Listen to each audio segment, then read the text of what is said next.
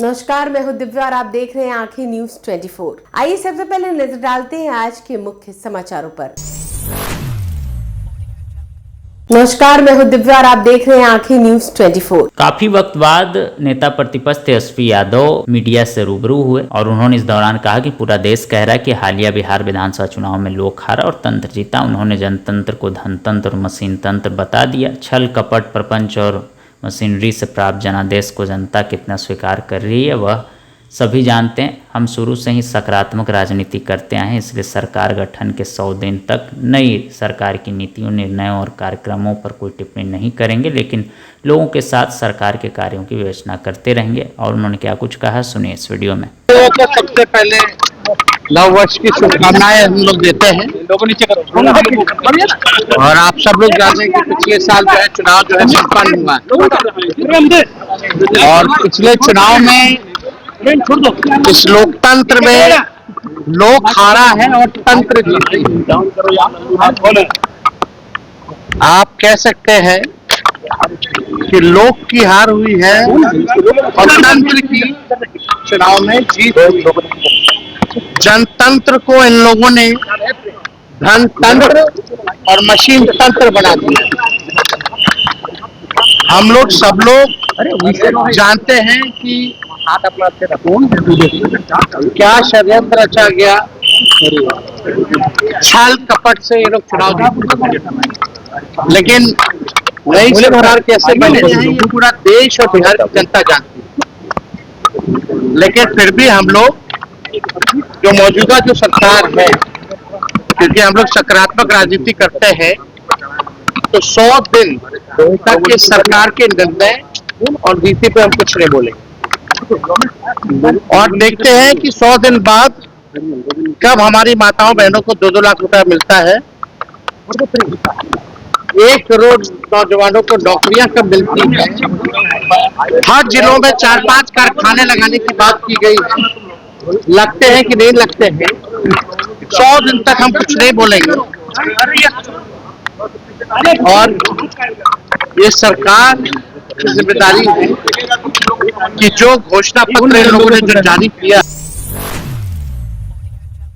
नमस्कार, मैं हूं दिव्या और आप देख रहे हैं आंखें न्यूज 24। चिराग पासवान ने कहा कि खरमास खत्म होने के बाद बिहार अब हार यात्रा पर निकलूंगा। इसको लेकर हम लोग तैयारी में लग चुके हैं। जल्दी हम बिहार के जनता के बीच जाएंगे। इसके साथ ही उन्होंने विपक्ष के वोट चोरी वाले बयान पर कहा कि देखिए हर जगह वोट चोरी ये लोग करते रहते हैं, लेकिन बिहार में जिस तरह से चुनाव हुआ पूरी तरह से लोकतांत्रिक चुनाव हुआ और जनता ने हमें चुना। और उन्होंने क्या कुछ कहा, सुनिए इस वीडियो में। मैं भी रखूंगा, आप लोगों के यकीनन कई सवाल भी होंगे, उनके भी हम लोग जवाब देने का प्रयास करेंगे।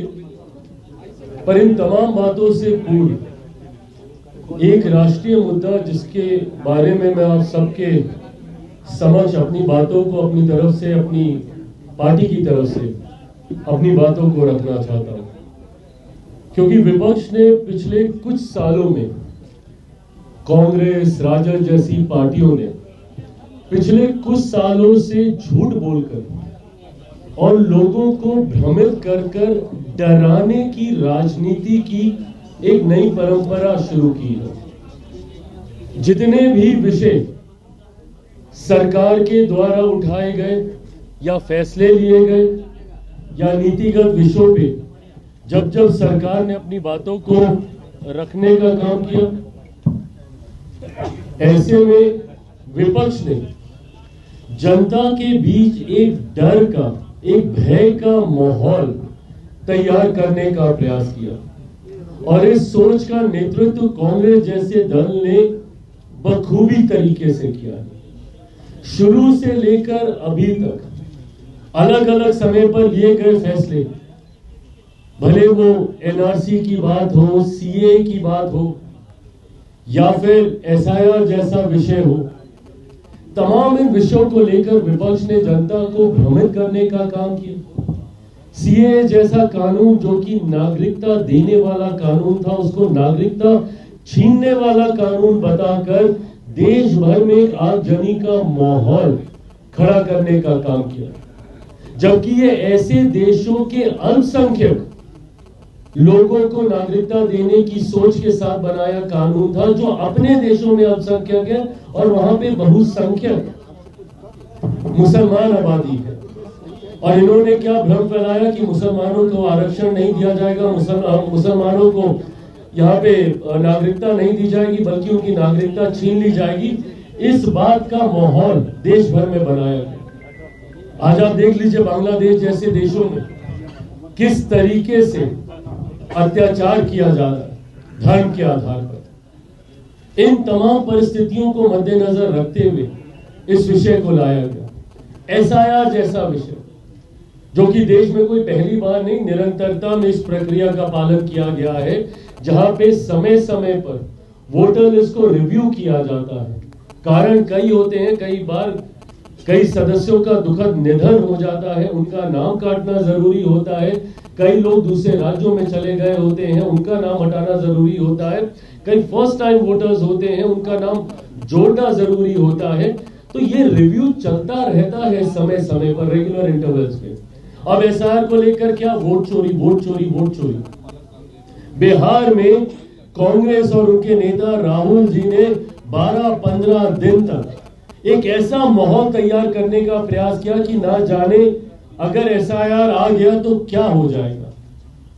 और आप लोगों ने देखा कि हंगामा सड़क पे तो किया, बट जहां पे औपचारिक आपत्ति दर्ज करानी थी, किसी ने जाकर वहां पे कोई आपत्ति दर्ज नहीं करे। और ना ही भाई हम लोग के भी तो बीएलए हैं हर एक जगह पे, हर बूथ पे। हम लोगों के बीएलए के माध्यम से भी कहीं हम लोग को कोई ऐसी शिकायत नहीं आई कि ये गड़बड़ी हुई, वो गड़बड़ी हुई।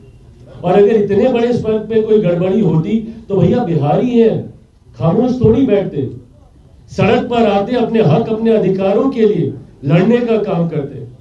पर पूरा चुनाव शांतिपूर्वक बीत गया। अब जहां जहां और चुनाव हो रहे हैं वहां पे वोट चोरी, वोट चोरी, वोट चोरी, जबकि बिहार की जनता ने लोकतांत्रिक तरीके से इनके इस विषय का जवाब देने का काम किया। अब एक और बड़ा फैसला जो मेरी सरकार के द्वारा प्रधानमंत्री नरेंद्र मोदी जी की सोच से लिया गया, ये फैसला मनरेगा को लेकर हम लोगों ने लंबे समय से देखा कि देश में इसको बनाकर भी, इसको आधार बनाकर भी राजनीति करने का प्रयास किया गया। मनरेगा को लेकर कांग्रेस ने बड़े बड़े दावे, बड़े बड़े वादे और एक ऐतिहासिक सोच वाला ऐतिहासिक फैसला बताकर हमारे देश के लोगों को मिट्टी खोदने के काम में लगाकर रखने का काम किया। और बीते सालों के साथ मनरेगा सिर्फ भ्रष्टाचार का अड्डा बन के रह गया। और हर वो व्यक्ति जो मनरेगा से जुड़ा हुआ है वो इन बातों से सहमत होगा कि किस तरीके से मनरेगा में भ्रष्टाचार किया जाता है, किस तरीके से हस्ताक्षर करा लिए जाते हैं, बिचौलिए पैसे ले जाते हैं, या सिर्फ हस्ताक्षर करके बिना कोई काम किए हुए पैसों की निकासी कर ली जाती है, सिर्फ और सिर्फ करप्शन। साल दर साल बीतते गए, इस व्यवस्था का लाभ किसी परिवार को मिला हो, किसी गरीब मजदूर को मिला हो, यह अनुभव हम लोग को ना के बराबर हो। पर हाँ, जो लोग इस व्यवस्था के साथ जुड़े हुए थे उन्होंने अपने बड़े घर, गाड़ियां, बंगले सब बनाने का काम किया। और आज जब इस भ्रष्टाचार के अड्डे के ऊपर केंद्र सरकार के द्वारा प्रहार किया गया है तो मैं कांग्रेस की तकलीफ को भी भली भांति समझ पा रहा हूं। नमस्कार, मैं हूं दिव्या और आप देख रहे हैं आंखें न्यूज 24। बिहार से 5 नई अमृत भारत ट्रेनें गुजरेंगी। 17 जनवरी को प्रधानमंत्री नरेंद्र मोदी हरी झंडी दिखाकर इन ट्रेनों को रवाना करेंगे। इन सभी ट्रेनों का स्टॉपेज पटना समेत बिहार के विभिन्न स्टेशन पर दिया गया है, लेकिन समय सारणी जारी नहीं की गई है। बनारस से सियालदह के बीच गाड़ी संख्या 22588 और 22587 चलेगी। यह ट्रेन बनारस से रविवार, गुरुवार, शुक्रवार और सियालदह से सोमवार, बुधवार, रवि, शनिवार चलेगी। इस ट्रेन का स्टॉपेज पटना में भी रहेगा। वही गाड़ी संख्या 13065 और 13066 हावड़ा से आनंद विहार के बीच साप्ताहिक चलेगी। इस ट्रेन का बिहार में Bhabua road, Sasaram, Dehri on Sone, Anugrah Narayan road और गया में स्टॉपेज दिया गया है। अमृत भारत 11031 और 11032 मुंबई के पनवेल और बंगाल के अलीपुर द्वार के बीच साप्ताहिक चलेगी। पनवेल से सोमवार को और अलीपुरद्वार से गुरुवार को रवाना होगी। इसका स्टॉपेज बक्सर, आरा, दानापुर, पाटलिपुत्रा, सोनपुर, हाजीपुर, मुजफ्फरपुर, समस्तीपुर, हसनपुर, खगड़िया, मानसी, नवगछिया, कटिहार, बारसोई और किशनगंज में दिया गया है। गाड़ी संख्या 15949 और 15950 डिब्रूगढ़ से गोमती नगर के बीच सप्ताह में एक दिन चलेगी, जो डिब्रूगढ़ से शुक्रवार को, गोमती नगर से रविवार को रवाना होगी।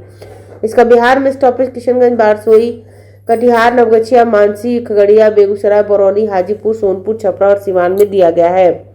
इसके अलावा गाड़ी संख्या 15671 और 15672 कामाख्या से रोहतक के बीच सप्ताह में एक दिन चलेगी। यह कामाख्या से शुक्रवार को, रोहतक से रविवार को रवाना होगी। इस ट्रेन का बिहार में स्टॉपेज किशनगंज, बारसोई, कटिहार, नवगछिया, मानसी, खगड़िया, हाजीपुर, सोनपुर और छपरा में दिया गया है। समाचारों में अब वक्त हो चला एक छोटे से अंतराल का। पटना में कई वर्षों से शिक्षा में अहम योगदान दे रहा है Gyansthali high school Alamganj Patna city, जहां 10वीं और 12वीं की बोर्ड परीक्षाओं में 100% अंक प्राप्त कर रहे हैं बच्चे। एक ऐसा स्कूल जहां न केवल होती है पढ़ाई, बल्कि साथ ही साथ होती है कल्चरल एक्टिविटी, स्पोर्ट्स एक्टिविटी से जुड़े गेम्स, मैथ ओलंपियाड से लेकर साइंस ओलंपियाड, जहां बच्चों के लिए स्कूल कैंपस अत्याधुनिक सुविधाओं से लैस, छोटे बच्चों के लिए वाहन और ट्रांसपोर्ट की विशेष सुविधा।